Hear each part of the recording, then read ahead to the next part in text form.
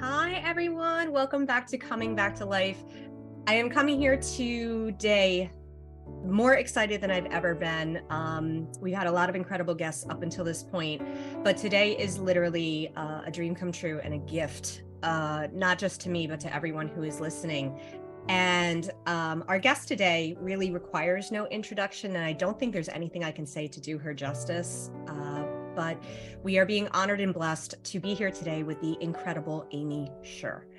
Amy B. Scher has written a series of books that fell into my life at the time where I needed it the most. Many of you are familiar with my journey and my experiences.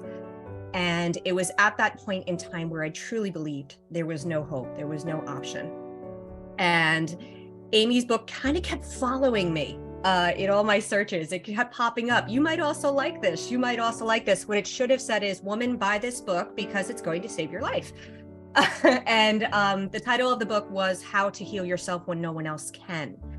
And in that, Amy shared her experiences. I then went on to read her memoir, This Is How I Saved My Life. And she has also written How to Heal Yourself from Anxiety When No One Else Can, and How to Heal Yourself from Depression When No One Else Can. The most refreshing thing about Amy is she's so real, and she genuinely connects, empathizes, and really relates to everyone who is in that experience. And she has so graciously agreed to be here today to share just a taste of the hope, the inspiration, and the true connection that she has, that she brings to so many about the power that we have and what life is and what it can all be.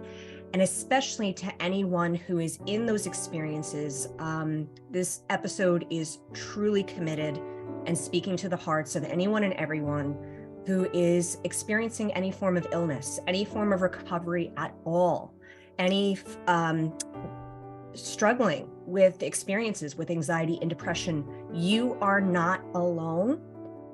And there is hope. There is a way out. None of this is a life sentence, and there is power and possibility and potential. So, Amy, thank you is not enough to say thank you so much for being here today. It's such an honor and a privilege to have you here. Thank you. Thank you. I don't think I've ever cried during an intro, but I did today. So thank you so much for your beautiful introduction. So really, just to honor this space and this time, I think this is going to be hands down the easiest interview I've ever had to do, because your energy is just, you're such an aligned, genuine soul, a genuine spirit. I've taken workshops with Amy. I have exchanged emails. She is one of the rare people that when you're just helping people, it's you just genuinely share your heart in everything it is that you do. And if you don't mind, Amy, if you could expand a little bit, let's just take a moment to give people a brief background. If you really want to dig in there, and I highly recommend everyone does, I will be putting links to all of Amy's books in the show notes, and we'll talk about that again later. But if you can give a brief background on your experiences. Sure. So I went through about a decade of chronic debilitating illness, and the kind of final diagnoses after many, many diagnoses was chronic Lyme disease. So at some point, I was in my 20s, I was bitten by a tick and I was unaware of it. It transferred to me a bacteria that I was also unaware of.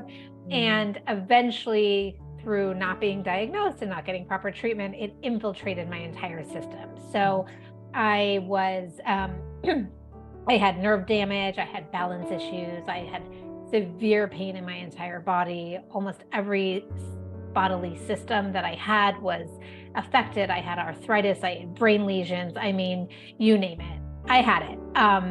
And was really on a search for many, many years to find out what was going on. And like I briefly mentioned, I got a lot of diagnosis, and eventually I got the real one, which was chronic Lyme disease. And it's very common. I'm sure a lot of people are nodding their heads now. Trying to get a diagnosis is really hard because so many of these sort of ongoing illness experiences mimic each other and don't have super clear, criteria for diagnosing. And a lot of the symptoms can be like body aches and fatigue, which could be 5 million things, right? Mhm. And so it was very hard for me to find out what I quote unquote really had. Although now, so many years later, I put much less importance on the name of something, because I have come to the conclusion that so much of what we can do, the inner treatments we can apply to ourselves,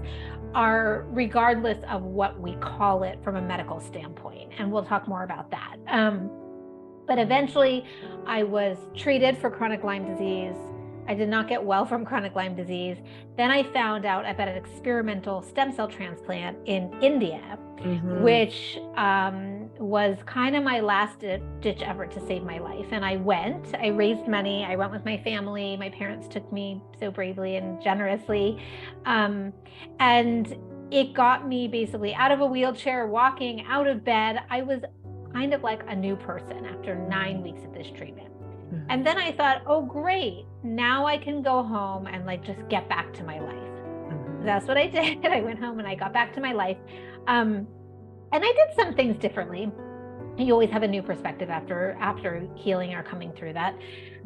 But what happened after about a year with this brand new life and this brand new body was that I started getting my symptoms back again. I started sliding backwards. And at that point, I was so crushed and devastated and confused and all of those things that I really had to ask myself a question, which was, if I had a diagnosis and I did all the right things to address that physical issue, why isn't it going away for good? Like if I found the physical problem and I had the physical remedy and I went all the way across the world to get it, why didn't this work permanently? Why am I still having problems? And what I discovered was that physical healing isn't all about physical healing, and that there is so much more that goes into influencing how our body functions than just nutrition, than just what a disease might be doing, than treatments, all of that stuff. And my big epiphany was that there must be something else contributing to my body just seeming like it was in a constant state of imbalance, basically, in one way or another. I felt like, looking back, I had always had something going on, and something major, something that was like, now another thing. And, through just sort of exploring what that could mean, I really realized that, okay, our inner terrain or our emotional terrain really, really makes a difference for our body. And I sort of just changed gears at that time and started really, really deeply studying the mind-body connection. And it was sort of like somebody had taken, as cliche as it is, a blindfold off. And I was like, oh my gosh, I get it now. I was like, this is so annoying. After so many years, after so much money, after so many treatments, I get it now.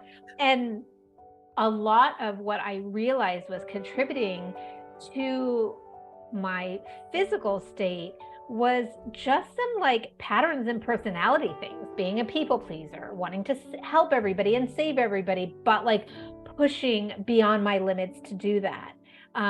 Never wanting anybody to be happy, feeling so deeply affected by everything. I mean, I think a lot of us are very sensitive, and we were talking about this briefly before we started chatting.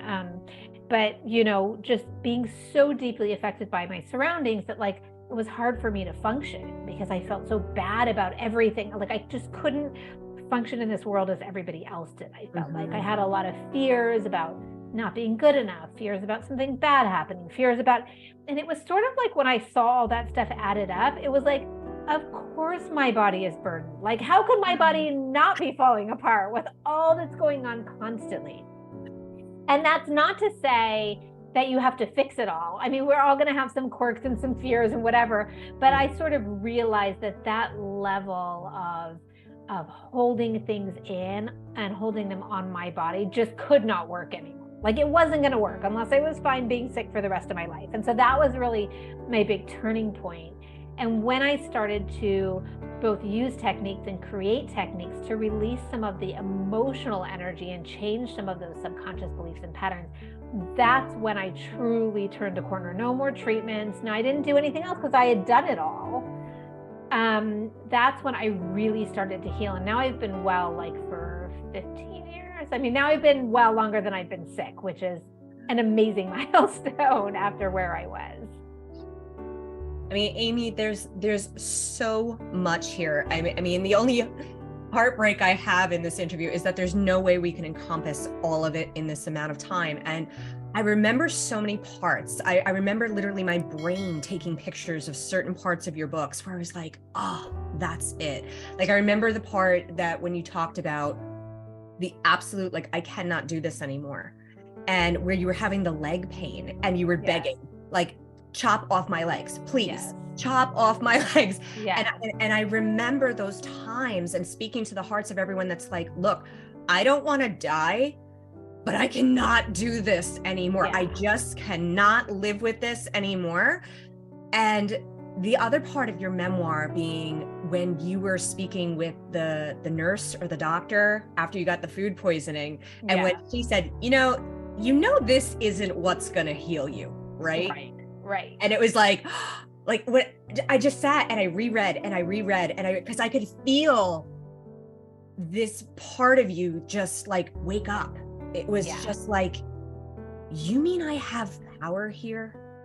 Right. Which we forget, or we never knew that we did. There's just such I mean, I think, you know, once you get into the medical system, which let's face, like, we need for so many reasons. I have people email me and say like, I have like a huge gash on my leg because I got injured. Like, what energy work do I do? Like, no, then you go to the hospital. Yeah. So I am a huge believer in Western medicine. Huge. Like, the emergency room will save your life if you need it. And we do need doctors and, you know, all of that. So I just want to say that as a disclaimer, like, we Absolutely.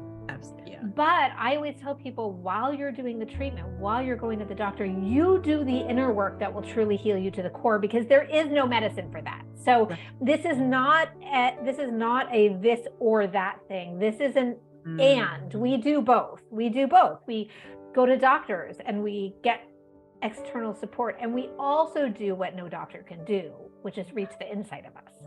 And so I think it's, you know, that is sort of what I came to realize when I was in India, or what I was forced to realize. I never like to portray like I had this like gentle spiritual awakening. No, like, I'm one of those people who kicked and screamed to the finish line. So I just want to say that for anybody out there who, you know, reads books and goes like, oh, that was so graceful. Like, anybody who reads my memoir will see I was not graceful in my healing, which I'm fine with.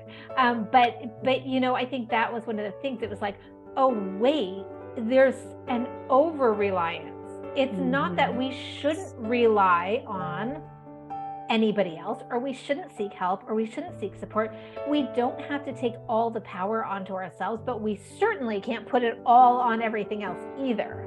And so that was kind of the realization, like, if I didn't do my part, there was no medicine, there was no treatment in the world that could fix it. And I think that is very true of many chronic illness experiences, where there is, I believe that chronic illness is a symptom of something being so deeply misaligned within ourselves that our body is talking. That doesn't mean that the physical aspect isn't there. We all have our blood work, we all have the scans that we show all the things going on. But what at the core threw our bodies off so deeply that happened, that we know now, like, science is really catching up to how much trauma and stuck emotional energy, and sometimes what we inherit from our parents in terms of their own trauma, and how we live our lives, and just being, you know, feeling never good enough. All of those things deeply affect the physical body. Yeah. And I mean, there's so much. And that's what was so amazing, like, you know, what it is that you brought light to for those who have never had any kind of experience, or have had experience with, you know, epigenetics or energetic psychology. And, you know, you speak a lot about Donna Eden's work, and what I love about it is you take kind of all these components and you really simplify it. And that's what I love. And the other thing is too, is recognizing, I mean, there's so much in terms of this that, and you're hitting on so many points that I just want to like grab them all at the same time, that you talk about this beautiful balance that yes, like it is for us to do the work. But I love, you know, a point that you're speaking on that is so important. What I find is most challenging, and I went through this experience in my healing, is the pendulum swinging, right? Where we go in such like giant directions the other way. Well, I have this realization that I'm responsible for me. So then we take everything on by ourselves. Yeah. And we don't lean in. And that's a burnout too. I mean, our adrenals cannot handle that. Or what I love that you talk about too is then we go on this mission to make healing literally our only life thing, where every book we read and everything we're doing and every moment of the day we're spent, I have to heal, I have to heal, I have to heal. Yes. Well, that's a huge pressure in your, like, so it's all about the balance and finding that, you know, recognizing, yes, there are things. And the other part of this too being, because there's so much, yes, science is catching up and we're moving into this wave of leaning into energetic healers and Reiki and finding different modalities. But what we find often happens is then people just kind of shift their hope to, well, you're the healer. Now you need to heal me and tell me. And what you teach so much is, okay, well, I can take you through this. But if we identify that it's like a people-pleasing pattern, or you have no boundaries, or you're like, that's up to you to implement that life change. Right. Which is what happens. People will find sort of the natural route and start going to naturopaths instead of MDs, and start going to acupuncturists instead of like whatever they start going. But it's the parallel problem, because it's like, you're still not working on you're still not working on those patterns. So now you just shift from one sort of lane to another, but you're still not getting to the place that you need to get to. So I think that's really what my work is about, is getting to the places that no one will get you to. And if you just know that, you can do all the other stuff, it's fine, but you just shouldn't expect that all the other stuff will get you there by itself. Because if the real problem is that you're constantly pushing yourself too hard, you put too much pressure on yourself, there is no amount of acupuncture and no amount of mushroom powder or green powder that you put in your smoothies that will get you out of that. And I have tried. I mean, I would much rather take supplements and smoothies than do all the inner work that I've had to do.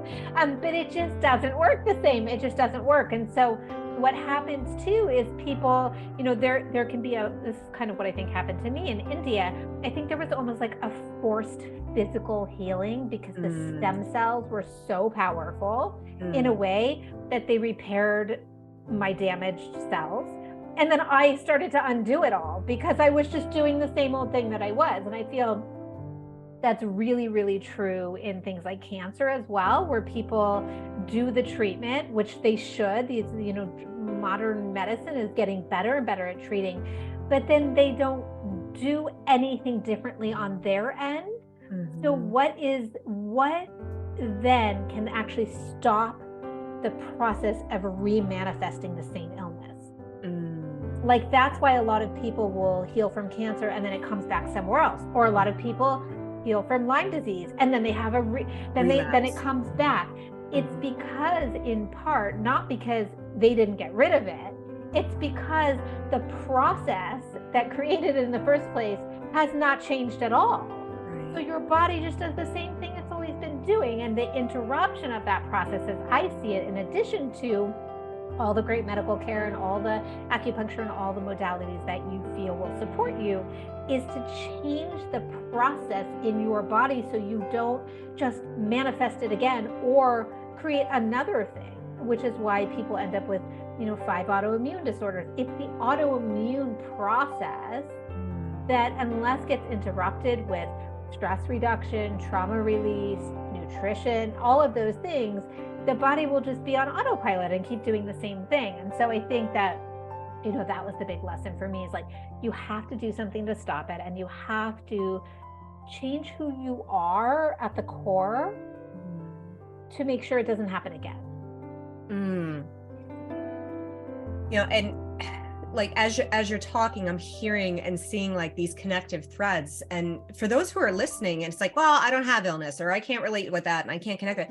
There's such overlap really in any aspect of life. When we talk about this idea of dis-ease, that was one of the most eye-opening realization that disease, when you say it like that, it's not just this, bubonic plague. It's literally a dis-ease within your life, within your body.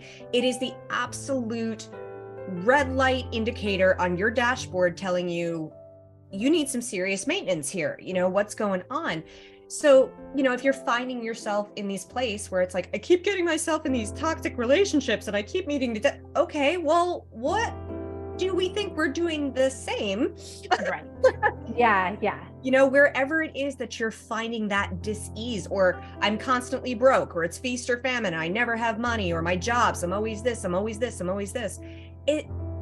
These are the indicators to stop. Yeah. And that's what illness does. It literally knocks you flat on your back and forces you to stop. Yeah, because I always say no, but nobody like pauses their life to be like, let me see how I can make things better. It's only, and this is just human, there's nothing we should beat ourselves up about, but right. Humans only stop to like take stock and like improve and do those things when it's like a crisis. Like as soon as somebody's hit with a diagnosis, everybody's willing to do whatever they have to suddenly. But nobody was willing to make small, easier changes prior to that diagnosis that could have offset the chances of something happening. And so, and again, like I really want to say, because I'm so aware that healing can become its own perfectionistic stressor, that like I still have fears, I still have some stuck emotions, I still have stuff like, but so you don't have to be perfect. You just have to shift some of these bigger behaviors that are pulling you down. That's it. Or these bigger beliefs or these bigger traumas. You just have to, work on some of these things across the board to just shift the place that your body is in and that your heart is in. You don't have to, quote unquote, get it all or heal it all or fix it all. Like you can leave some loose strings undone. It's all going to be fine, but you have to look at the core of what's going on and try to address it. Amy, you mentioned something before too, that I know for a while, and I'd like to speak a little bit to the heart of all those, type A personalities. And I really talk about that. You're like, okay, for my type A tappers who need to do both sides, I get it. I'm like, that's me. Yeah. Because I just need to feel balanced. That,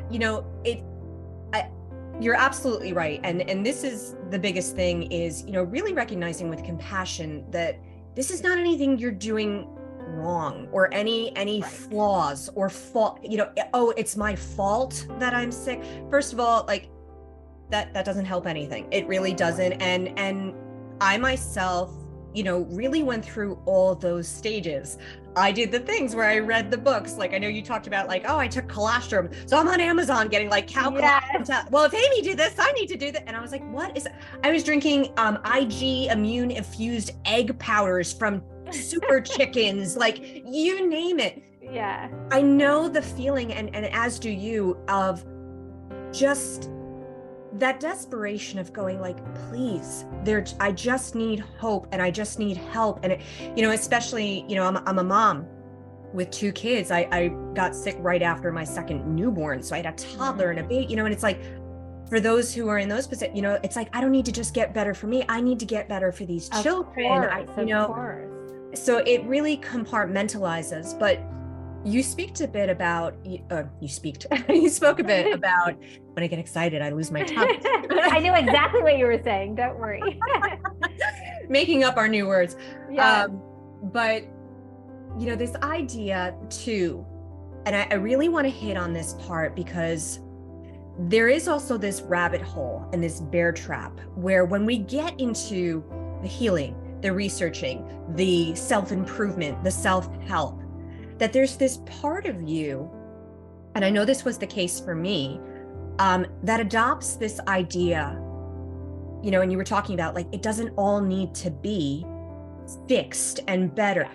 That this new limiting belief that was so shifting for me was what I didn't realize was I was going at this and literally just like picking at this wound. And I was actually like making it gangrenous. I was infecting the already wounded part there, reinforcing this message that I was broken. I was defective. There was something wrong with me. And when you go at this idea of like, whether it's, therapy for mental health or physical health or whatever that, or even just a diet to lose weight, I need to fix myself because clearly what I am and who I am is not okay. Right. And I'm sure it's not going to surprise you that I got sicker. Yeah, because the stress. And, compartmentalizing and really getting into that perfectionism, as you said, was exactly right. I just shifted perfectionistic tendencies from academia and professional life to healing. Yeah. And really recognizing this idea that in some cases too, in the healing experience, it's actually not, well, I need to change myself, or I need to be somebody different, or I need to stop being who I am because this dis-ease is because I'm wrong, or there's something wrong with me. Mm-hmm. Talked about this idea of recognizing my awareness and how key understanding I'm an empath, I'm energetically sensitive, I'm actually somebody who's more introverted.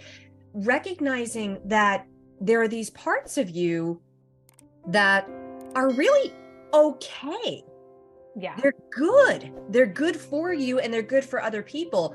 What isn't working is that you're trying to live your life as an introvert in a completely extroverted manner, or you're trying to, adapt to social settings and busy, crazy surroundings, when really what you want to do is put on your pajamas and go cozy up with a movie. It's that awareness of what I am doesn't work, but the way I'm living doesn't work with who I am.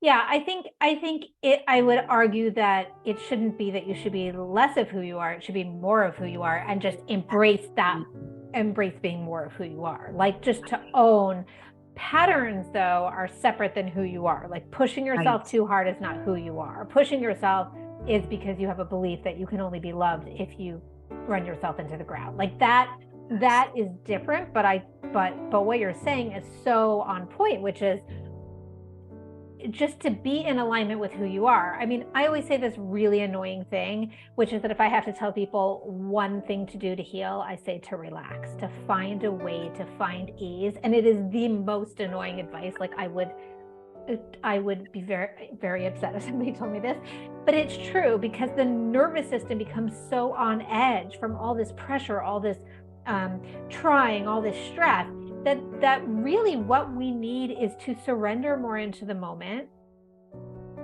take a deep breath, come back to some of the basics, and just not be so stringent, like relax in terms of like loosen the grip you have on your own life. That is like what I need. Loosen the grip you have on your own life. If, I was one of those people who, like, for a while, like, I wouldn't have an ounce of sugar because sugar feeds bacteria, and I had a bacterial infection. Like, now I tell clients, like, if you're not allergic, just have the cookie. It will be so much better if you just have the cookie than build your whole life around these new rules now, because now you're making tons of new rules. And I agree, like, if you have a chronic illness, sugar is not great, but one cookie doesn't make or break you. It's just if you have tons of sugar. So it's coming back to what you said, which was so smart, which is just like finding the balance. I always say, find the middle road and the path of least resistance. Mm-hmm. Like, what feels less stressful to you, eating the cookie or adhering to the rule of not one drop of sugar is allowed? Whichever one feels less stressful is more healing. So I just say, in that way, I find, clients coming to me doing 5 billion things, which I do too. I totally get it. But I always say those 5 billion things are stressful because, 1, you have to do the 5 billion things. 2, you have to beat yourself up when you don't do the 5 billion things. And Nobody can do the 5 billion things. And those 5 billion things are really, really expensive. Healing is really expensive. So I always say, just try to choose 3. Like, just eat pretty well. Try to stay pretty nourished and then have the cookie when you can. Really pay attention to your emotions. Make sure that you're, breathing and drinking water. Like, the basics really go a long way because they're doable. They're not stressful. We know they work. These are ancient. These are just like things that have been around forever. Not that drinking enough water might cure you, but it's those things that people end up forgoing to do these crazy things we're not even totally sure will work. And again, I did all this. I'm just saying 15 years later, if I had to do it over again, like now all I do, if I don't feel good, I rest, I take electrolytes, I do energy work, and I make sure I'm eating moderately well. Those are my things. Those are like my things that make a huge difference. And I also understand the need to search for something, but we often just bypass those foundational healing steps and overcomplicate things, when really there are so many simple things we could do that we will do. That's the problem. I see people coming to me, they're like trying to keep up with 50 supplements a day. And it's like, well, one, your body can't even process. That's so burdensome to process that much. And 2, how do you even take that many a day? That's like your whole day coming back to your whole day is focused on how sick you are then. Yeah. Whereas if you can find some ease, you can find some middle ground, you can find a way to have one foot planted in the world while you're healing, it's so much better for you. It just is so much better for you. There's no shortcut to healing. So you've got to make it livable and doable while you're doing it. Amy, I don't know that you realized you did this as you were speaking. But everything you just said, first of all, it just reached down through my face, into my throat, down to my heart, and just squeezed it like with the biggest heart hug that there ever was. And what you did in that moment was just completely encapsulate. Number one, what I'm hoping to bring here in coming back to life.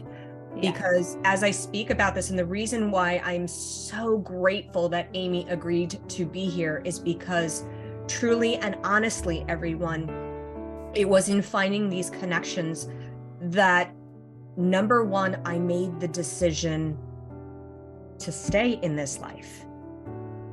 But number 2, it was the time where I was able to come back to life, where I could navigate through what I was experiencing. But up until that point, as Amy was saying, I was compartmentalized. I was sick, but I was a mom, but I was a sick mom, but I was a sick wife. And I had to do all the things I had to do with this real anchor around my neck and my ankles, dragging around me like a kid having a tantrum, that I was just carrying this idea that nothing was okay. Right. And what Amy brings is, it is okay. But with that empathy of understanding that when you're going through it, because I want to speak to this, Amy, and I know you can relate. One of the things that I would read so much in all these healing books and people who overcame experiences was, I then became so grateful for my illness, and find gratitude in your experience. I ain't gonna lie. And I honestly, Amy, I feel like we're kind of the same this way. I read that. I was like, you know what? F you. Okay. Yes. Do not tell me to go, thank you, universe, for making me sick. I was like, screw you and back again. Okay. Yes. Don't tell me to be grateful for anything. But I can say safely at this point, and as I know you are now, 15 years later for you, about a decade for me later, if I could go back and not experience that, I wouldn't. Because I know in my heart I wouldn't get where I am and be where I am You know, I'm one of those people, I didn't take the subtle hints, you know, like a symptom would pop up and I'd take a medicine or I did. So I joke with people and I say, you know, when you don't take the shoulder taps, I needed like the cartoon cast iron skillet across my head. I took the, you know, the frying pan that was like, hey, she's not getting it. Bung. Yeah. Here you go. You're sick. But the most important part here, and this is, you know, what I really want to end with your brilliance and experience and insight, is what you did was you encapsulated, while we're talking about healing and illness, that this idea of, you're like, okay, just first of all, if you're going to come at healing like that, I would rather you not listen to the workshop or not like, don't do it if that's how you're going to come at it. And I speak so much about intention and the energy behind the intention and why you're doing. And you're like, pick 3 things. Yeah. You know, if you're a mom who's in the car and you're overburdening yourself and you're getting the perfect goodie bags and you're turning the juice boxes into robots for Valentine's Day for the class snacks, and you're doing this and you're doing that, and the 15 after school, because you need to prove, like, I gotta be a good mom. Holy crap and crap. Like, nobody can sustain that long term. Yeah. And energetically, your intention behind why you're doing that is, number one, maybe a couple of those things are fun and they feel good, but really ask yourself, am I really enjoying all of this? Am I actually doing this because it makes me happy? Or am I trying to prove? Yeah. You know, this is in your work. This is in, if you do music as a hobby, but you're coming at it in a way that's like, I gotta get this. Well, that's where the art, you lose the love for it. Painting, anything. That if you're coming at it from this angle or perspective of, I need to be the best at this, I have to get this perfect, I have to show up in this world, and whatever it is that I'm doing, when I walk out there, everybody needs to look at me and go, damn, they're the best. Then it's just not worth it. That's what I think that comes a little bit with age. You know, like I have a lot of friends in their like late 20s and 30s, and everything's the biggest deal. Yeah. Because it is in your 20s and your 30s. And then as you get a little bit older, or you find your own resilience, you come through a big thing, you're kind of like, most things don't matter as much as you thought they did. They just don't. Like, people aren't keeping score. They won't always remember you as the mom who turned juice boxes into robots. Like, oh my gosh, I would be that kind of mom. I'm afraid that that's the kind of mom I would be, and then be like, what am I doing at midnight with the robot? Anyway, but I do think that that's just something you unlearn, is that trying so hard and working so hard, it's just not worth it. It's just not worth it if you end up on the couch with a chronic illness. It's just not worth it if you end up stressed out and not enjoying life. It's just, for what? Like, you really have to ask yourself, is it worth it? And in that moment, when you feel yourself, especially if you're type A, pushing toward one of those activities or pushing beyond your limits, you just have to ask yourself, is this worth it? Would this be worth getting sick for? Or whatever your pattern is, would it be worth not sleeping for? Would it be worth whatever for? And it just oftentimes isn't. And I think it's a simple but useful question to ask. Like, is this worth it? Do I care that much? Can I slip in a very really like a little bit of a challenging question, but it's so important. I'm like, if we leave and I don't ask this, because I can hear it and I can feel it, is the people who are listening to this going, okay, I get it. It sounds great. But what do you have to say to people that it's like, okay, but what do you say and how do you navigate through that when, number one, you have now had these patterns and you've been this type of person? Because this is what I can say still to this day is the greatest challenge, is when you are a certain way for so long. So let's be honest, your relationships get built so much around who you are up until that point. And when you have kids, or you have parents or siblings or even friends that are used to you being the yes person and the go along with everything, or sure, we can go do 5,000 things in a day. And you know you need to make those changes, but you're caught in that middle of, but they like me this way. And it's going to be so you like, Yeah. you know, you're saying, is it worth it? And you go, well, no, it's not. But then what's going to happen with the people in my life? How is this going to change things? I just think it's such an important question. Yeah, I agree. I still think it's a conscious choice. It's either you're miserable or they have to deal with some of their own emotions. Like at the end of the day, that's the lesson, that not everybody will be happy with you all of the time. And you have to find a way to be okay with it. Or you can be sick. I mean, or you can keep doing what you're doing, which is also a choice.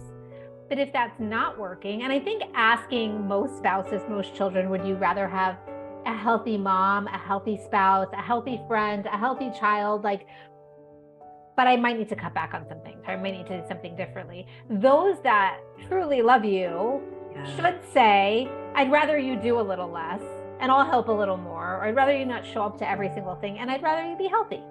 And if somebody wouldn't say that, that's a different problem, that maybe they aren't, you know, a healthy person to be in your life. And maybe that's part of the issue too. But I do recognize, especially as a Virgo and somebody who is a perfectionist at heart, I recognize how hard it is to possibly let people down or have people be unhappy. But that is actually part of that learning, that other people are going to have to deal with their own stuff, is actually part of your own well-being. That's like, you can't skip that lesson. Yeah, that's such a huge part, is that, you know, that it's not doing anything wrong or hurting somebody, but it's not your responsibility, and you're not accountable to how people are going to work through their own experiences. That's their journey to take as well. Yeah, exactly. And really questioning that idea of the quality of your relationships. So are you with me because you love me because of who I am, or is it about what I do for you? Yeah. So really taking into that value. So Amy, as we bring, go ahead. Sorry. I just want to say, and just coming back to the idea that most people, I think, who are really like a spouse, a child, a best friend, like if you upset the mom at school because you don't like do her cupcake run or whatever, like who cares? That I think most of the time we can preserve our really close relationships, because those people, especially if they've been with us through chronic illness or anxiety or depression, they really truly want the best for us. And when we are at our best, they enjoy the relationship more too. So it's just better for everybody when we are well. I mean, it is better for everybody when we are well. And the one or two people in your life who it might not be better for because it's, you know, the jerky coworker or the other mom at school or whatever, the Mean Girls Club, whatever, it doesn't, those are people you usually can't please in the first place. I just noticed the people that are complaining about who somebody is would complain no matter who that person was or what they did. So it's not even really, I find, effective to be a people pleaser. It would be one thing if we're like, okay, this really works. But usually it doesn't even really work well. The people we're trying to please are never pleased. We're exhausted. You know what I mean? Yeah. So it's not like it's an efficient, effective way of being. It just usually doesn't work all around. Mm-hmm. Yeah. I mean, you're hitting that. I mean, these are people that it's like, you can't please people who don't want to be happy. You know, it's like shoving a steak down a vegan's mouth and going, yes, you love this. It tastes good. You want that. Yeah. They know. It's not going to happen. Amy, I mean, honestly, there's no question. I could sit here with you for days and months and years. But we do have to bring it to a close to honor your time and allow, selfishly, I have to share you with other people. Even though I don't want to, you're like a candy bar. I want all to myself. But as we close off here, just anything that you would like to, you know, wrap your beautiful package up in and tie that gorgeous bow around and leave our listeners with as we get ready to take our leave. So I would say, I mean, my best advice is to simplify things, to relax, to find a way to make things easier on yourself. That will do more for your immune system and your nervous system than most supplements, than most, you know, remedies, than most, you know, things you're buying off the internet. Just to find ways that you can take your own healing up a notch by letting go of some things. that aren't working. So that's the easiest way to start to create space for healing, is to be easier on yourself, to let yourself relax a little more, to realize that it's okay to let something slip through the cracks, or that you wouldn't, it is a very, very conscious choice to heal, because you have to consciously give up things that you would rather just stick with your old patterns about. But I just say, the more you can simplify things for yourself, the more you can find ease, the more you can loosen the grip on your own life, the faster you'll heal. And it might feel like you're slowing down because you're doing less, but, and again, cliched, but less is more. I mean, less is more in so many ways, especially with healing. The body recognizes that simplicity and that ease. And those foundational things like sleep and nutrition and, believing in yourself and taking it easy and giving self-care, all of those things. And so, beyond that, I would say, trying to work on some of those emotional patterns. It's things that most people haven't done. And I don't mean necessarily go to therapy, but use some of the techniques. I have tons of free videos on YouTube. My books are in all libraries in over 20 languages. Use some of the techniques. They're all ones you can do by yourself. Once you have the book, you don't need to pay a practitioner. You don't need to do anything. It's just stuff you can do at home while you're, on the couch anyway, or in the car waiting to pick up your kids from school. Just try to keep it simple. Do a little bit every day. Don't overburden yourself, and just try to really find that ease. That's my closing statement. Oh, I love it. And I mean, it's you just embody everything, that this life is about. We need to do less so we can be more. We are human beings, not humans doing. Yes. And coming back to this way of life of, if it's less, but we're experiencing it to the fullest, then it's everything. So, and even with treatments, less is more in most cases, because your body can truly process them and use that treatment. If you're doing 100 things, it can really overburden the body and you don't get much from anything. Whereas if you do 3 things really well, because that's easy for you to stay on top of, that can often give you more healing benefits. So just look at ways that you might be able to do that. And sometimes I tell people they're like, but I need to take all these supplements. And I say, ask your doctor for the top 3, or ask your doctor if you can take 3 for a whole month, then the next, then a different 3 for the next month, just to keep it simple, versus trying to do, because we can do it all, but we won't. We can. There's so many things we can do, but we just won't do it all. So I just think kind of rethinking your approach to not be so insistent, and like the energy you were describing before is almost like a frenetic energy. It's the same energy as fight, flight, or freeze, which is the opposite of healing energy. So you need to find a way to approach your healing in a healing way. And I think simplifying is the way to do it. Oh, awesome. Amy, I want to thank you endlessly for the gifts of your very precious energy and time, your love and your beauty. I mean, just sitting here with your smile in front. Thank you. Everyone, again, strongly encouraging, you can find Amy. I will put the links to her website, amybsure.com, her entire series of books. There's not anything that you will read where you can't take, like Amy's saying, at least just a piece of something, even if you only read it and find the empathy and the understanding, the release in my nervous system that I found just going, I'm understood. There is so much in that. So I strongly encourage, and if you're not experiencing chronic illness or anything like that, there is still value in these experiences, in these teachings, in even relationships or areas of life. So feel free, check her out. She is a fountain of knowledge and wisdom. And Amy, thank you so much for sharing yourself with us and the world. And thank you for the work that you do. Thank you so much for having me here. It was truly a delight.